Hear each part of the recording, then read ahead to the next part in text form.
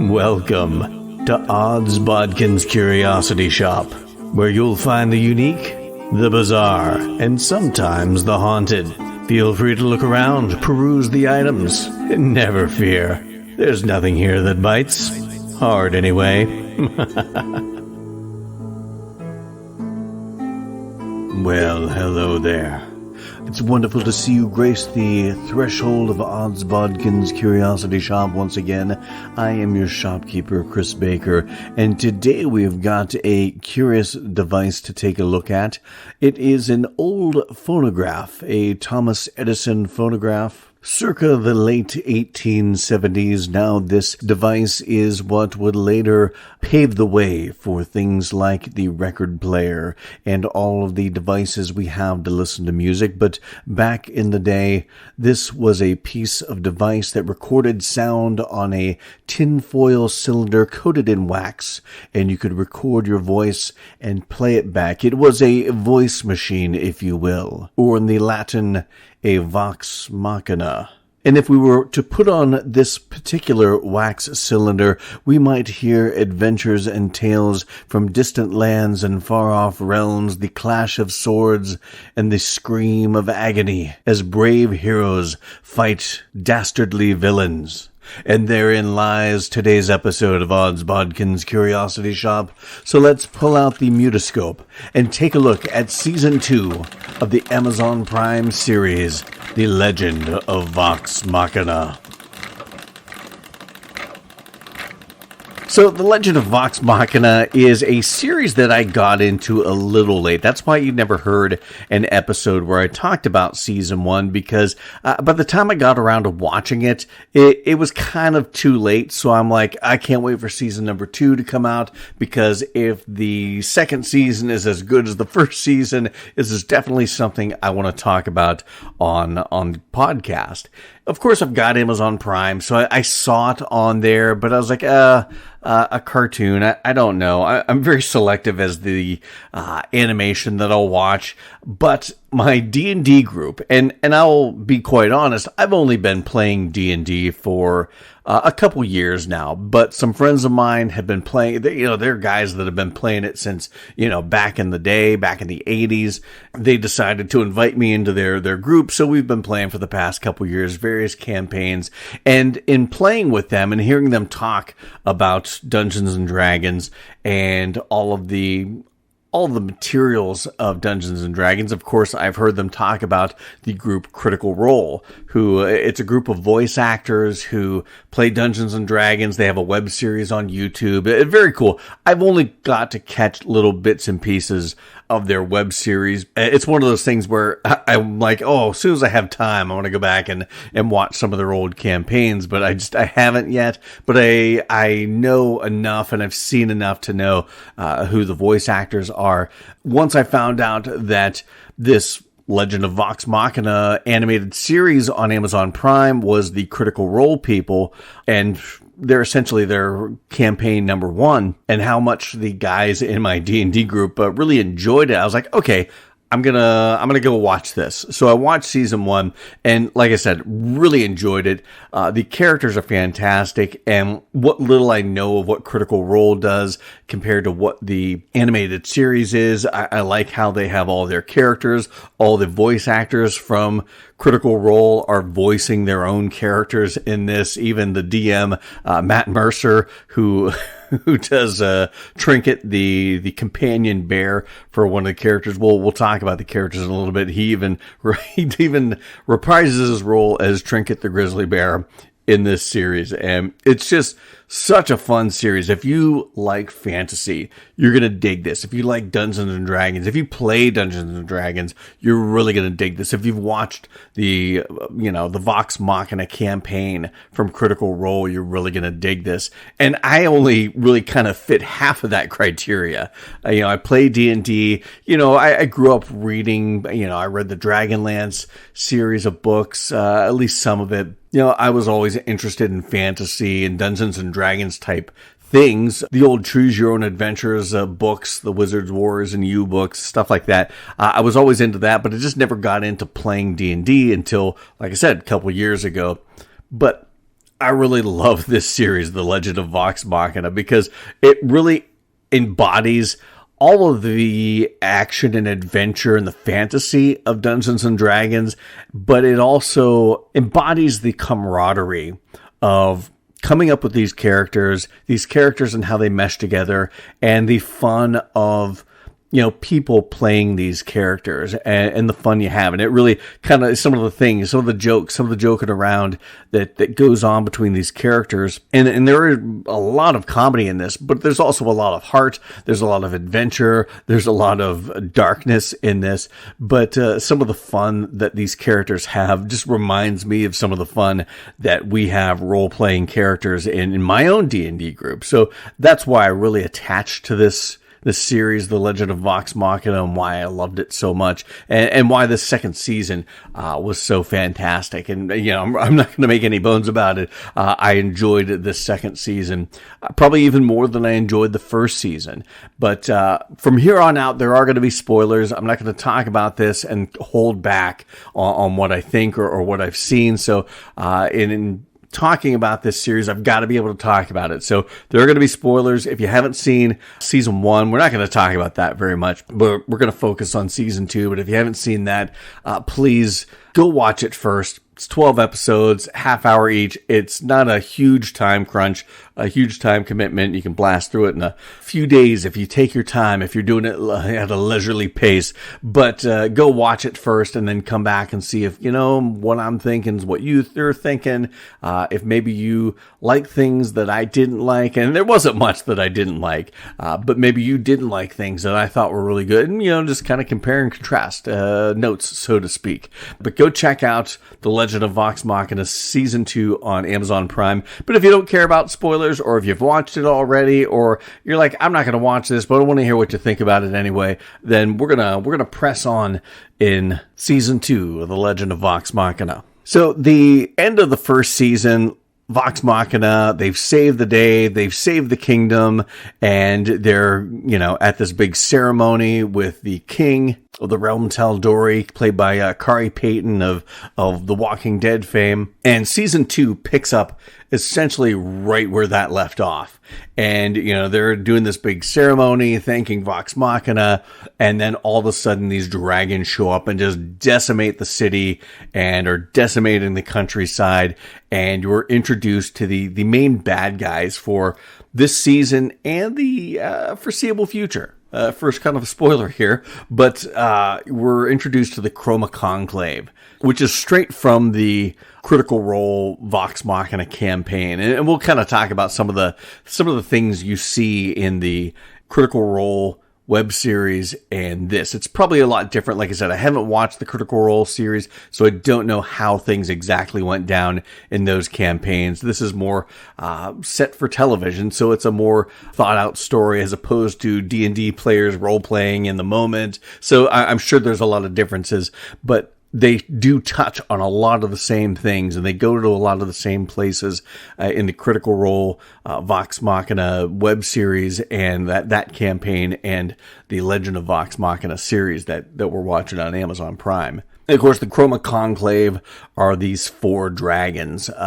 Green dragon that's got the poisonous gas, the black dragon that breathes acid, the white dragon that breathes ice, and their leader, the red dragon that breathes fire. Now, in season 1, we saw we saw Vox Machina kill a blue dragon. Now that's the other dragon that's kind of missing in this kind of set of 5 dragons that generally make up beasts like Tiamat. I don't know if we're going to see that in this series at any point or not, but the blue dragon is dead. That would have breathed lightning.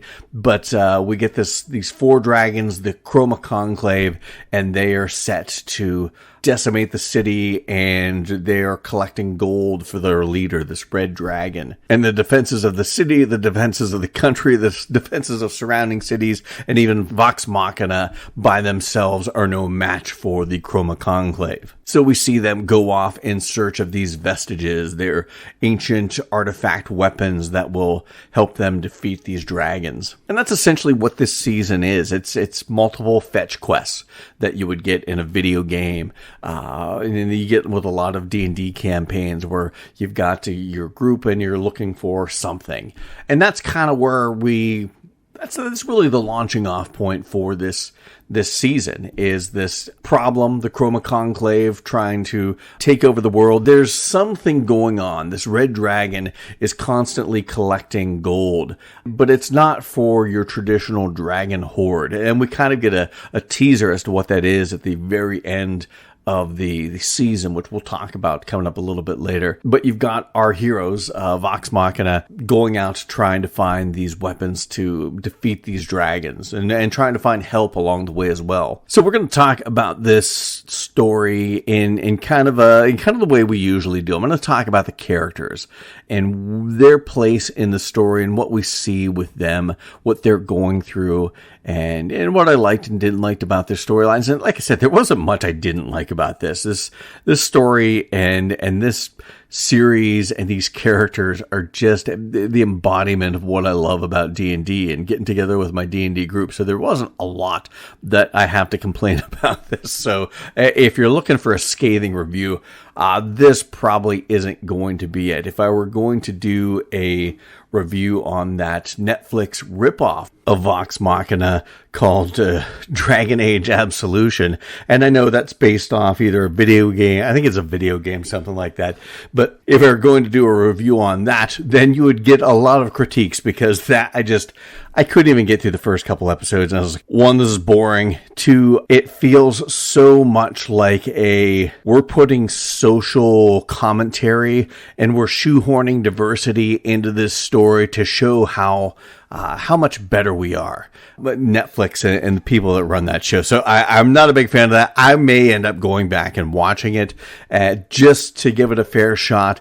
But after the first 2 episodes of Dragon Age Absolution, I was like, no, I don't care about this, but Vox Machina I do care about, because it is actually good. It puts story before anything else. And it's not that you don't get some commentary, and it's not that you don't get diversity, but it's done in such a good way that I enjoy it, because you're staying true to the characters that these voice actors created, but you're still enriching the story with other cultures and people that look different than our main characters, and not in just kind of, passive roles. Everyone in this, there's a lot of great characters that aren't our main characters, that are very strong characters, and are characters that are maybe not developing as fast as our main characters, because the show is The Legend of Vox Machina. We're going to be focusing on the Vox Machina group, but you do get a lot of other interesting characters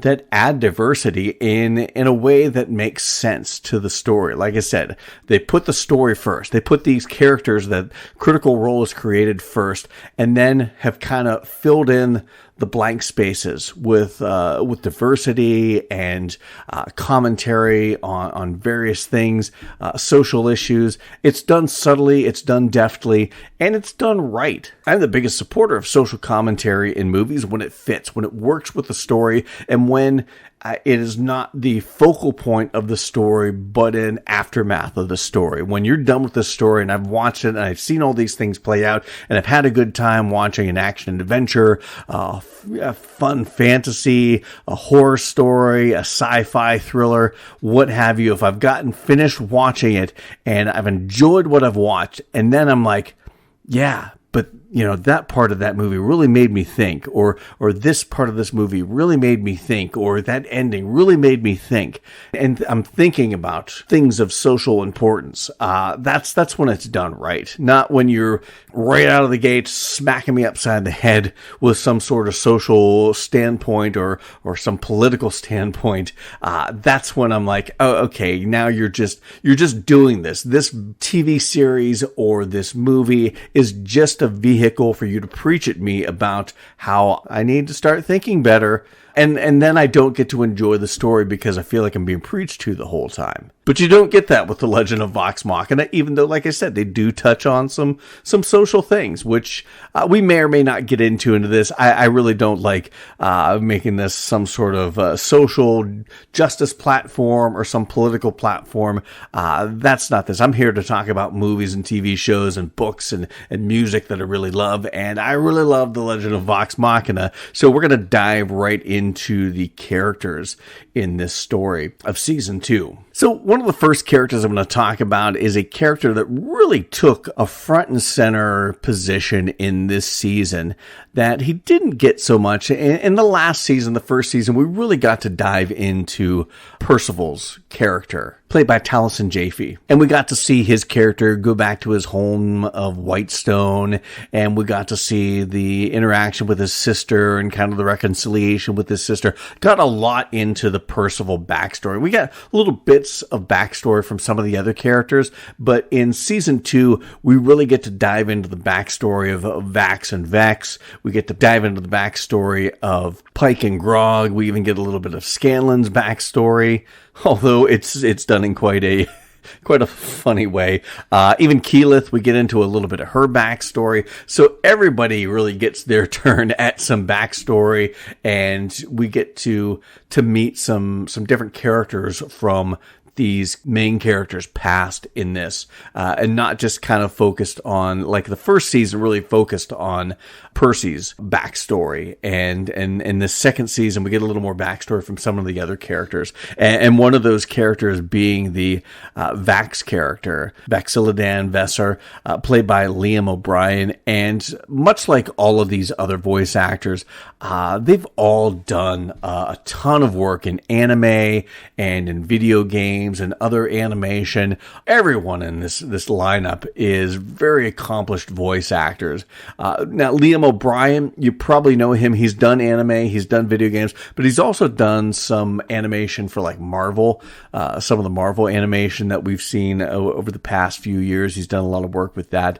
So you've probably heard his voice before. Everyone's voice sounds familiar, but especially like Liam O'Brien, his voice sounded extra familiar to me just because he's done so much work in Marvel stuff as well as the other things that he's done. But we get to see Vax, who is really one of the first characters to get one of the vestiges, and it is this armor that has this feather component to it, and it makes him the champion of this matron of death. And for the most part in this, it is him reconciling what this matron wants of him, reconciling things with himself. Well, we get to go back into Vax and Vex's past and see their relationship, because to Vex, his twin sister, she feels like he wants her to stay close to him because he wants to be able to protect her, and she feels like she doesn't need protecting, when in actuality he's scared of being alone and doesn't want his sister far from him because he doesn't want to be alone. And this is probably one of the things I loved most about this season, is diving into this character. Vax is, he's dark and brooding and very melancholy at some points. Now he has this armor as the champion of essentially the god of death in this world. And of course that adds another emo element to this, a very gothic element to this character.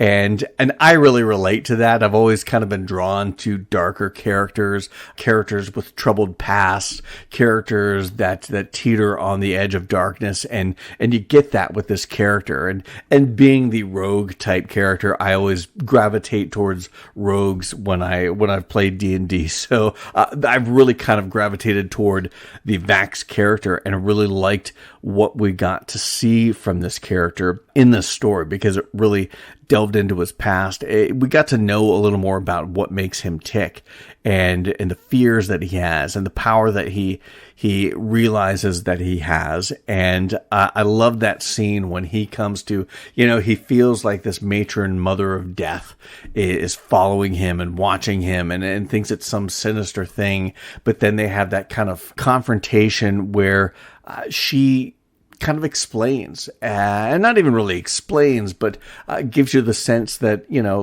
death is nothing to fear. Death is not the Grim Reaper looming over your shoulder with a sickle ready to cut the wheat and the chaff. It's, it's more of a somber, peaceful thing.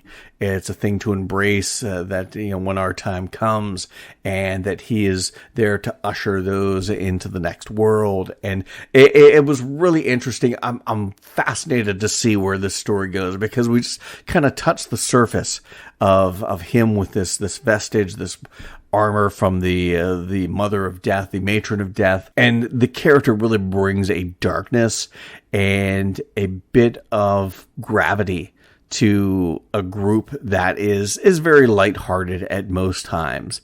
And like I said, he's very dark and brooding, which, that always fascinates me. Like I said, I'm drawn to that. I'm also very interested in where they're going with, because they've got some romances. They tease, they will, they won't, they sort of situation.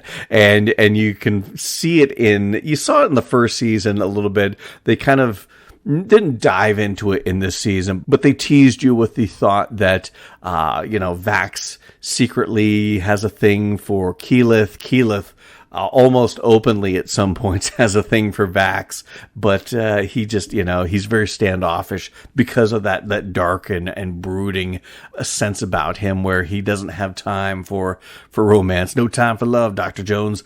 But he is more focused on the bigger things going on, being the champion of the matron of death and things like that. So they kind of tease that. They tease a couple other relationships or potential relationships we'll get into when we talk about those characters. But speaking of his twin sister, Vex Olivesser, she is the kind of the ranger, the archer of the group, and Vax's twin sister. And there again, like I said, we get to dive into a little bit. We didn't go too deep into her this season, but we do get a little because of her relationship with Vax when they were kids and they ran away from their father. They're half elves. Their father is full elf, and they just never measured up in his eyes and in his esteem. But we get to see, her, she wants to be, she's a strong person. She doesn't need anybody's help.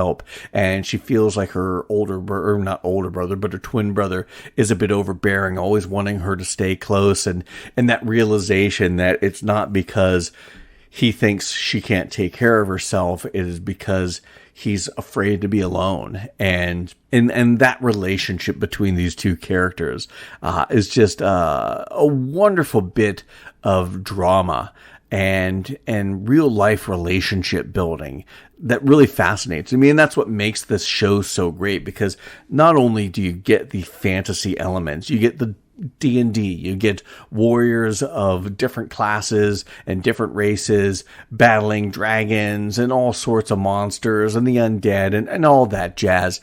You get that fun stuff. You get a lot of the comedy and the camaraderie that you get from like a real life D&D group, all the joking and sniping back and forth. You get a lot of that, but you also get stories like the relationship between Vax and Vex that really has some gravity to it. It's got some real depth to it, and that's what makes it so captivating to watch and experience. And it's those little bits of drama that are sprinkled in there that really make you care about these characters and invest in these characters and where they're going to go, how they're going to develop, how the relationships are going to develop from here to there. But of course, we get to see her. She has a showdown with one of the keepers of a vestige that was really fun to watch and really, had some creepy elements. A lot of these stories have so many great elements, because that's one of the things I like about D&D, because, you get fantasy, you get wizards and warriors and that sort of thing, but you also get elements of horror in D&D as well. So that's why, for me, who's a fan of all these big genres, horror, fantasy, science fiction, you get a little bit of all of that in D&D, and The Legend of Vox Machina is no different. You get some of those horror elements in that, and you got a little bit of that when they're looking for this vestige that Vex is going to get, which ends up being a bow. Ironically, she gets the one with the bow because she's the archer, but she gets a sweet ass bow. It kind of reminds me of the bow that the one kid, the blonde-haired kid in the Dungeons and Dragons cartoon from back in the 80s, where he just kind of pulls back and you get this like flaming electric arrow just kind of appears and shoots off. This she can shoot pretty much anything that like lightning and fire and ice. She can choose what she's going to fire off, an arrow of lightning or an arrow of fire or an arrow of ice.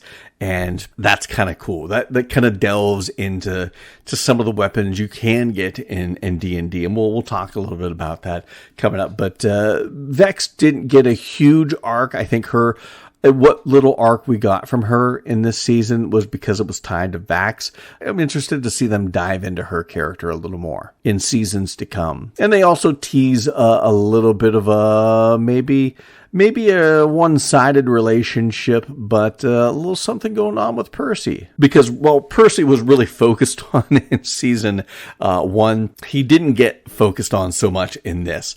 They really dove into his backstory with his sister in season 1. So he didn't get much of a backstory.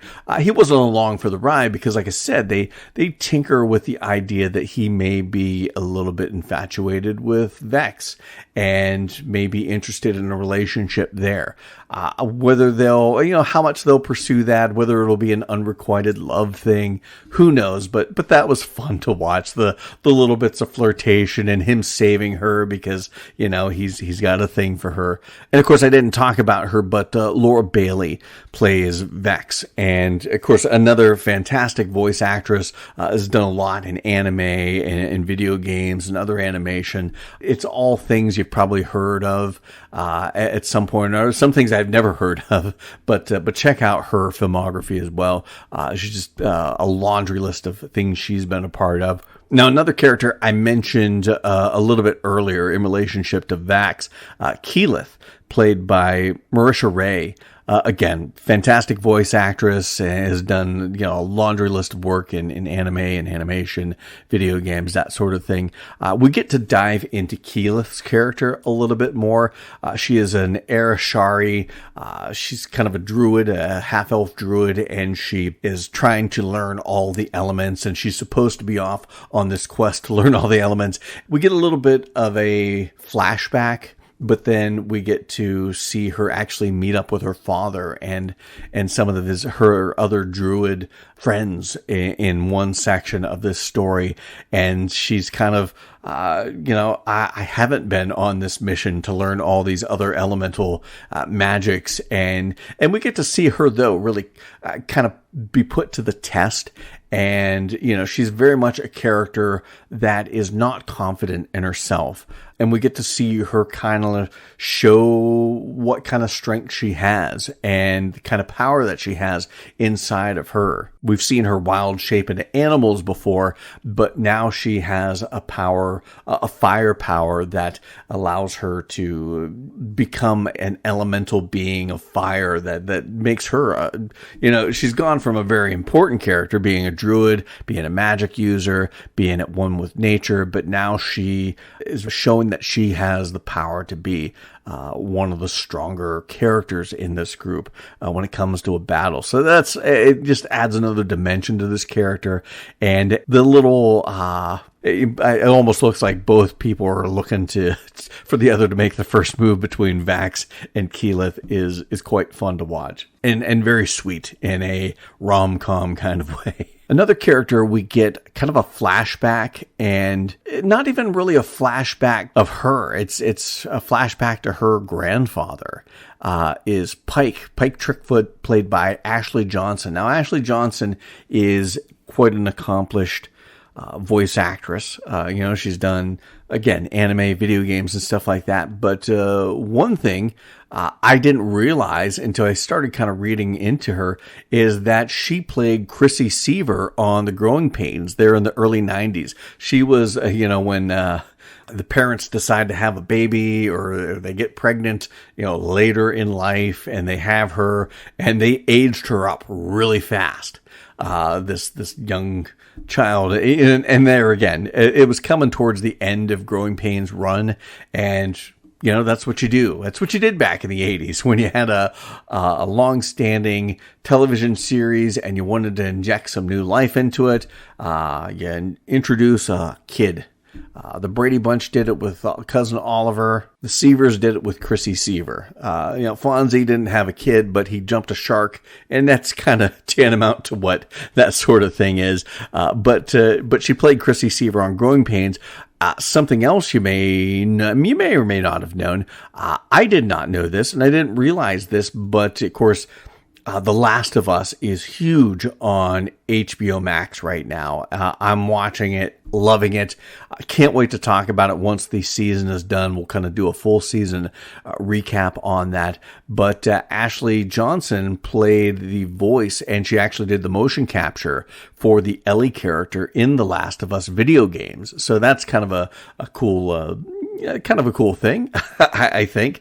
And, just it kind of adds to her bona fides as a voice actress, but she plays Pike Trickfoot in The Legend of Vox Machina. She's a gnome cleric, and I really liked the flashback of hers, but not really of her. Like I said, it was her, what I'm assuming is her grandfather and her mother taking care of Grog, and she must have been a child at the time.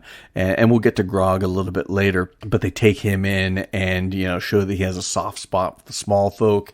And it really plays into Pike and Grog's friendship and their relationship. Now, you don't get a ton with Pike in this. I mean, she's in it a lot, but you don't really get a huge story arc with her, kind of like you did in the first season, where she's still learning to use the Everlight and be connected with the Everlight as a cleric.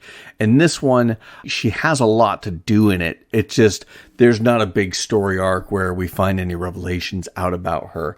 It's more focused on some of the other characters. Like I said, season 1 really focused on Percy. It did focus on Pike quite a lot.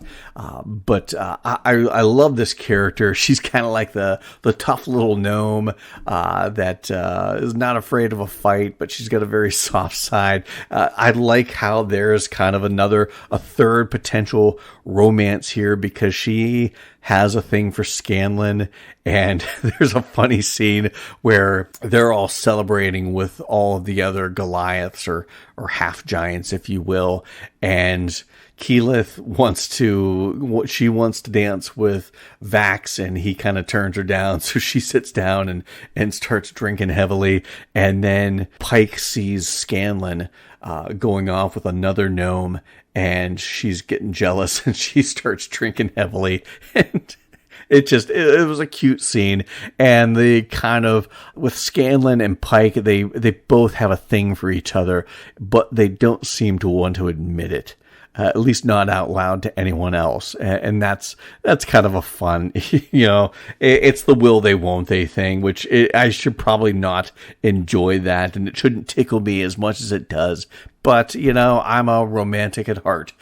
Inside of my cold, black heart, there is a spark of a romantic, and that sort of thing. I just enjoy that. But like I said, Pike didn't have a huge arc, but she was very involved in the story and in big ways. And that's one of the things. I don't think each character gets a focal story arc in each season, but each character is very integral into the main story of each season. So nobody ever really seems to get lost, which I really like. Like Scanlan. Scanlan's another character that I just love this character. He's a gnome bard, and I like this character a lot because I play a halfling bard in the latest campaign. One of the campaigns that we're doing right now. I'm in the middle of like 3 campaigns with my group, but I play a halfling bard, and he can be quite mouthy at times. It very much reminds me of Scanlan. Maybe not as much of a cad as Scanlan is, because Scanlan's very much, he wants to do it with pretty much anyone or anything. It doesn't seem like he's very particular. But Scanlan Shorthalt is a fun character. There again, like I said, it didn't get a huge arc with him, but he was very integral in the story. And there was a bit of an arc at the end where he meets his daughter. He thinks it's this hot gnome that he's going to go pang. Then he finds out it's his daughter. So they go into some dark places. I mean, the potential that he was, had the hots for his daughter was kind of messed up, and they even address that in the story as well with the other characters. But the character's so fun, and they add a lot of drama to this character that is, it's not just a comic relief character, although he does provide a lot of comedy, especially when he's interacting with Grog. But there are moments where he's talking with Vax and realizing that he hasn't always been the best person, and he's been an absentee father, and he wants to do better. And he's the kind of guy that, he's small and doesn't want to get into a fight all the time, and will be the first one to say we can't do this. But then, he has that moment where he decides that he is going to be better than he's been in the past, and saves the day. And that's the kind of stuff that fantasy is written for, finding your inner power and doing whatever you have, whether you have to sacrifice yourself or what to save the day and defeat the villain. Sam Riegel does this character fantastically. I love this character because the comedy is so fantastic, and he also handles those dramatic moments when he's having those moments of self-doubt, when he's having the heart-to-heart with Vax. It's very well done. Like I said, all of these actors are very accomplished voice actors, and it really shows on the performances they put on. You get that drama. You get the excitement and the adventure. You also get the comedy. I mean, I don't know if a season goes by without the Scanlan character contemplating some creature's anus. And even in this one, there is back in the Avengers, Infinity War, Endgames, that era, there was a theory that Ant-Man should have shrunk himself down and crawled up Thanos' butthole and then just grow big and blow him up. There's something that goes on in this season that is not too dissimilar from that. It doesn't work out quite the same way, and it's not a shrink yourself down sort of scenario, but if you watched it, you know what I'm talking about. And as effed up as that is, it kind of worked in an adventure-y way. If you don't know what I'm talking about, you've got to watch Vox Machina to see what goes on there. But one final character we are going to talk about is the Grog Strongjawed character, played by Travis Willingham. And this was a character that we got to focus on a little bit more this season, because you got to focus on, one, his relationship and his history with Pike and her family, how he was a part of the Storm Herd, and they kind of kicked him out because he didn't want to kill the gnomes there, and his forging a friendship with Pike's grandfather and I believe Pike's mother, and them taking him in. And that's how his relationship with Pike started, because, he was a friend of their family. And then we get this whole scene this whole story where he comes back against the Storm Herd of Goliaths, and his uncle has these gauntlets that are very powerful that they need. It's one of the vestiges that they're trying to get to defeat the dragons. But he has had a spell cast on him. I can't remember exactly how that happened, but he has shrunk down and he's very skinny and can barely walk.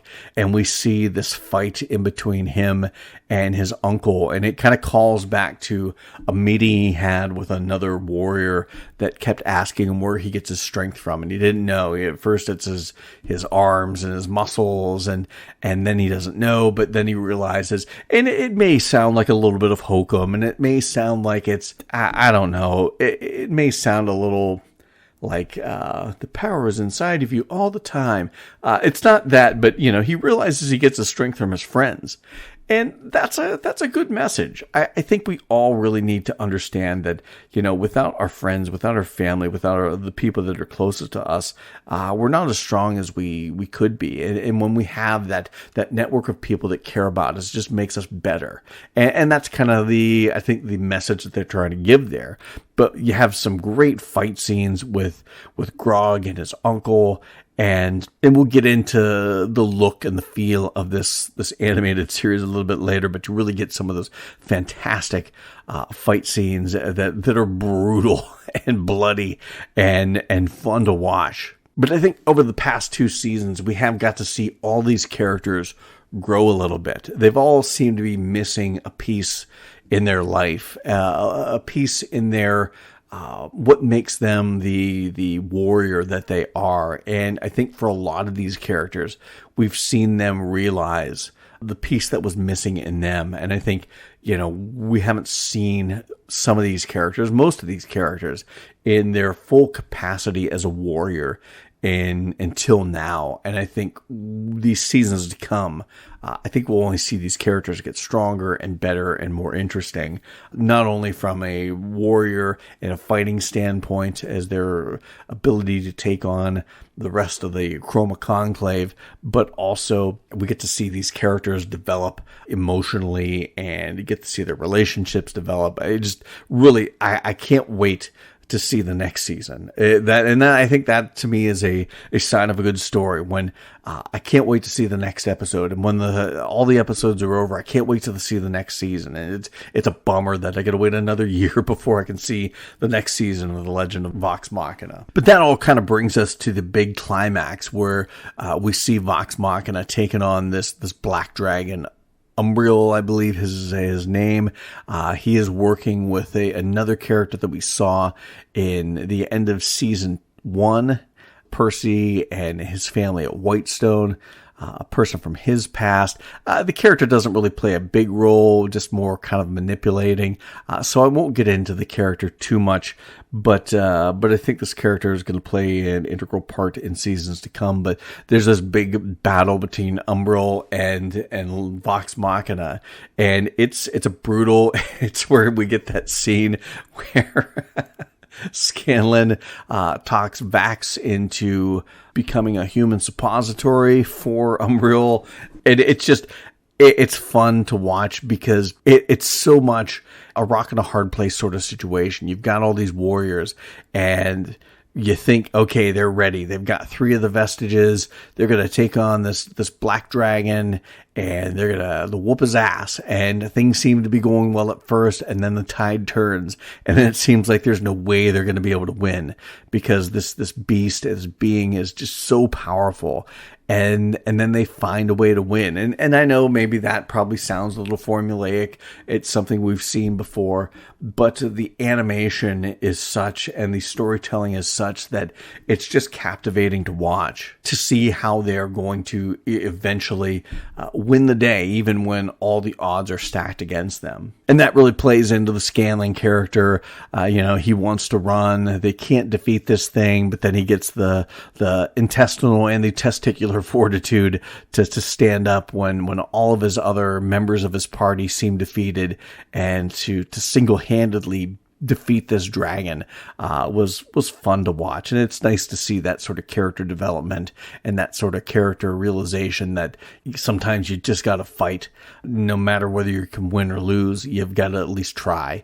And there again, another great message that maybe kind of borders on hokum, but I don't think so. I think that's a sort of message we all need to see, and we all need to apply to our lives. So that wraps up the season. The black dragon is dead, but we know we've still got the red dragon to fend off. We've got the white dragon. The green dragon makes an appearance in the vestige of another character, and looks like that dragon may be wanting to help Vox Machina. I don't know. It'll be interesting to see where that goes. And then we get that last scene with the red dragon. We find out what he's been doing with all this gold. It's not a hoard. It almost looks like he's hatching new dragons. There's dragon eggs down in this volcano where all this gold is being melted around these eggs, and I think he's creating a dragon army to help take over the continent, take over the world. So again, very much a fun, entertaining. If you love D&D, if you love fantasy adventures, I mean, this is got it all. And normally, I would think, oh, I wish this were live action, but I don't, because I just love the animation is so good. It's kind of that anime style, much like Castlevania. The blood and guts and gore, just fantastic and delightful to watch. They don't hold back, much like Castlevania. They don't hold back in the blood and gore. There's scenes where the black dragon is spewing his acid, and you get to see Goliaths and other creatures and humans and elves and whatnot just all being melted, and it's disgusting, but it's so fun to watch. I mean, it's the kind of things that you talk about in a D&D game, and you try to imagine. You do the theater of the mind sort of thing, but to be able to see stuff like that play out on the screen is just, it's good, gory fun. And they don't hold back on the gore. They don't hold back on the places that they'll go to. Like I said, Scanlan and Vax were essentially human suppositories for a dragon.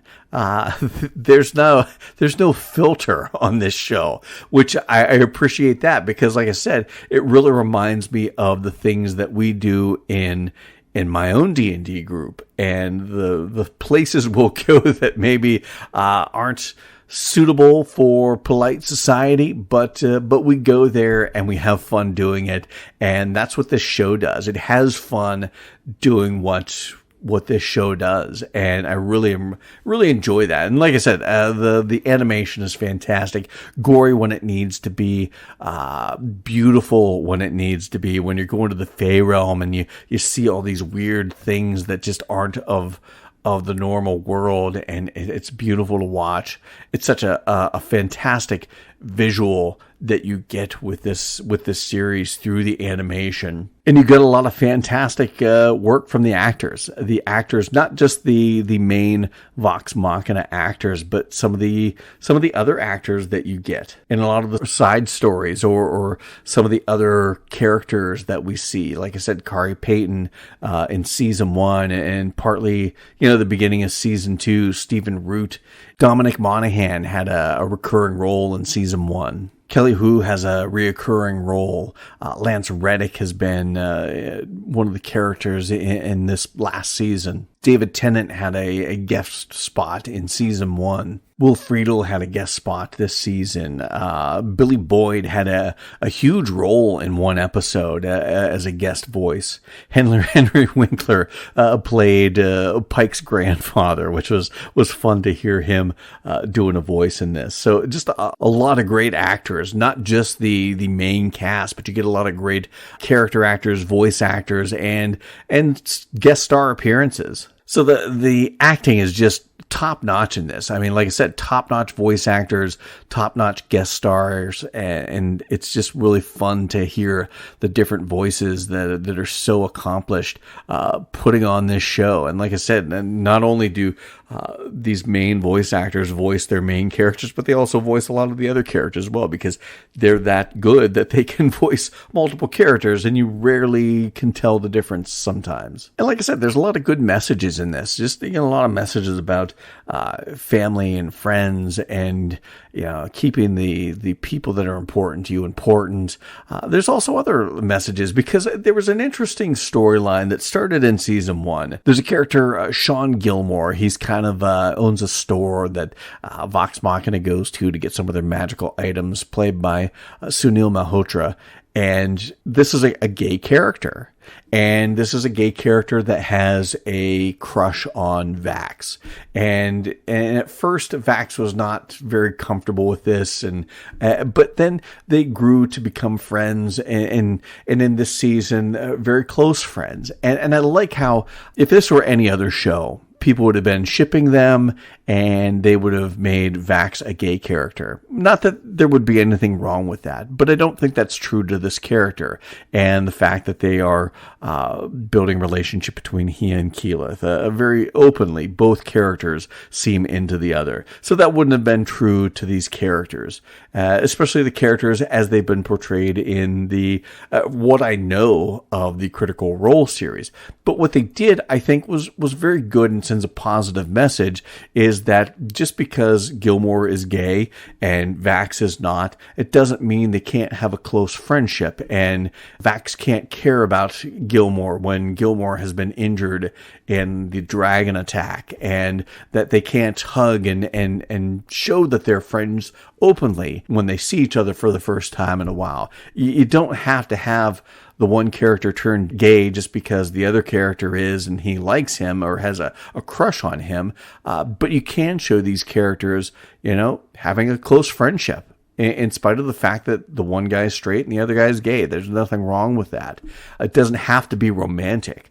And I like that. I think that's a good and positive message to send. So all in all, I've loved The Legend of Vox Machina season 1. I think I liked season 2 even better than the first season, and I'm so looking forward to season 3 whenever that may be. I like how maybe this season and this series hasn't gone exactly beat by beat and plot point by plot point how the campaign 1, the Vox Machina campaign on Critical Role, the web series went. But I like how they touch on a lot of the other stories that have gone on in the Critical Role playing of this campaign as in conjunction with the Vox Machina TV series. You get their involvement with the Slayer's Take. You get Percy going back to his ancestral home in Whitestone. You get the Chroma Conclave. And I'll be interested to see, if they go into some of the other places that the Critical Role Vox Machina campaign went to.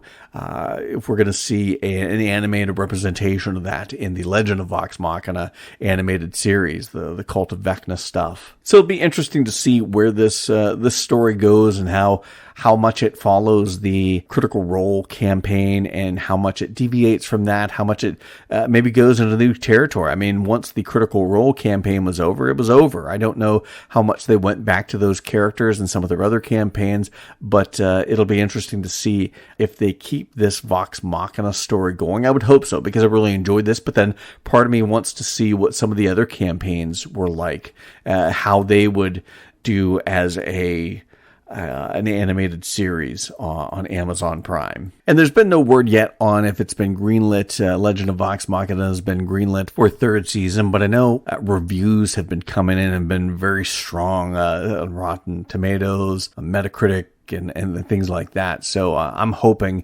that we get to see a season 3. I think we will, because I think a lot of fans really like this as well as critics. So that's my take on it. I loved The Legend of Vox Machina. I love the series. I loved season 2. Like I said, I think I loved season 2 even better than season 1, and I'm looking forward to a season 3 that I'm going to love even more than the last 2 seasons, because this is a show that has been gaining steam and, gaining momentum. And I'm just looking forward to more and more from this series. So looking forward to that. And keep it locked on Odds Bodkins Curiosity Shop. We'll let you know when we find anything out about a third season, when it might be coming out. You can stay on top of that at our Odds Bodkins Curiosity Shop Facebook page. We're always posting trailers to the latest movies and series, always looking for articles of interest to horror, fantasy, and science fiction fans from all over the internet, all sorts of sources. I like to add my 2 cents as well. And no matter where you listen to this podcast, please leave a review. 5 stars would be awesome. But whatever review you leave, we appreciate that, as well as following, liking, subscribing to the podcast on whatever platform you're listening to it on, and sharing it with anyone you know that loves horror, fantasy, and science fiction. So until next time. Thank you for visiting Odds Bodkins Curiosity Shop. We hope that you found something to your liking and visit the shop again soon. But even though you may come back, you never really get to leave Odds Bodkins Curiosity Shop.